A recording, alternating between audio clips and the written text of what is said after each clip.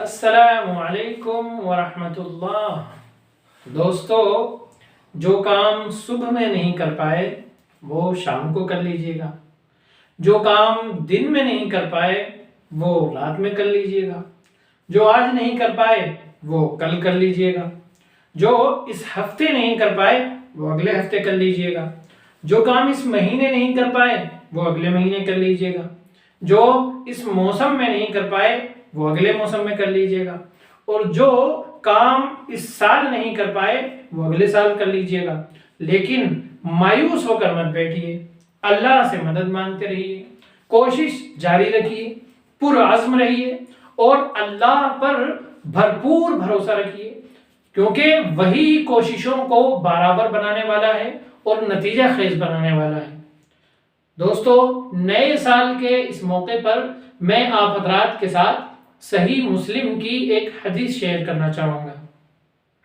رسول اللہ صلی اللہ علیہ وسلم نے ارشاد فرمایا،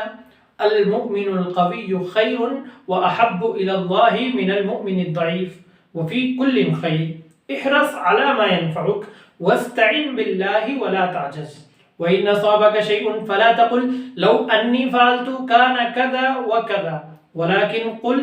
قدر الله وما شاء فعل فإن لو تفتح عمل الشیطان۔